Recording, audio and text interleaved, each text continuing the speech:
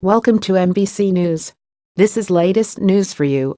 Washington, the Roy Moore scandal isn't only an issue in Alabama, it's creating collateral damage problems for Republican candidates around the country.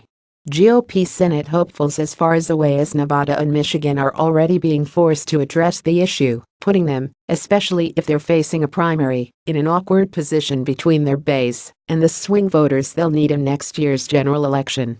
In Indiana, where Senator Joe Donnelly, C. Indiana, faces one of his party's toughest re-election battles next year, Republicans are duking it out in a nasty primary.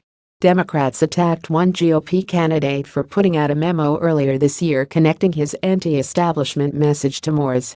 And they're hitting the two others for saying Moore should step aside, only if the allegations are proven true.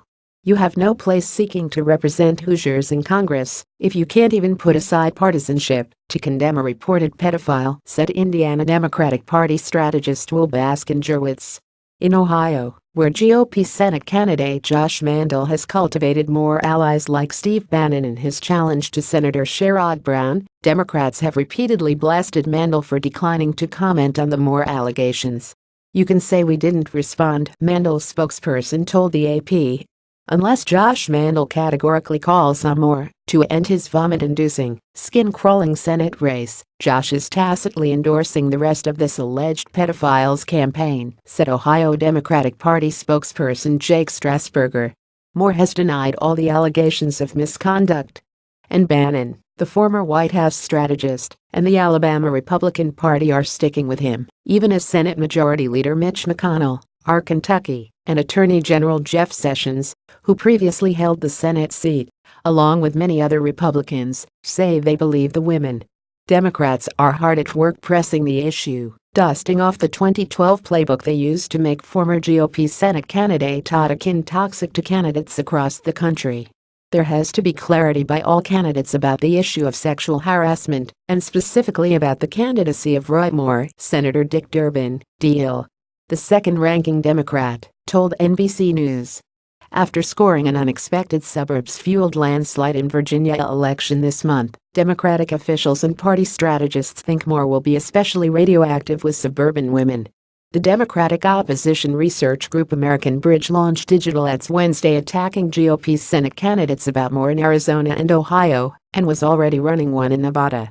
Not only is the Roy Moore scandal hurting Republicans of all stripes, especially those who have been silent on Moore, but it's also exacerbating the GOP civil war between the establishment and the Bannon wing of the party, said American Bridge spokesperson Allison Teixeira-Soulier.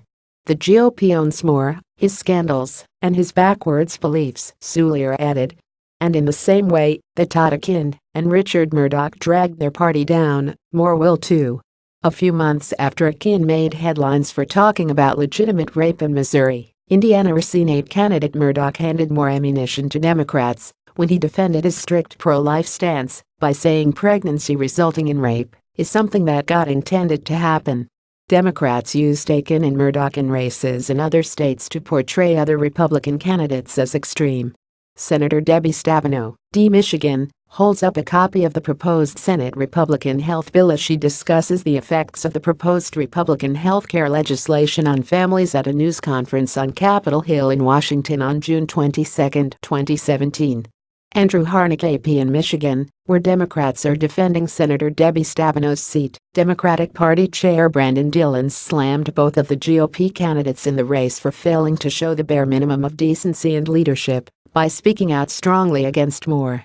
Concern about collateral damage helps explain why one of the most forceful voices against Moore among Senate Republicans has been the chairman of their campaign arm, Senator Cory Gardner, R. Colorado, who vowed the Senate should expel Moore if he wins. The 2018 election is still a year away, but Moore would continue to cause trouble for Republicans in the Senate he wins, leading many to conclude he's not worth the baggage.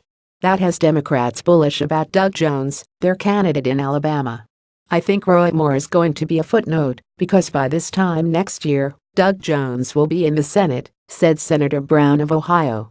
Senator Richard Shelby, R. Alabama, who has represented the state for 30 years, said on Wednesday that he's preparing to vote for a write-in candidate over Moore in the December 12 election.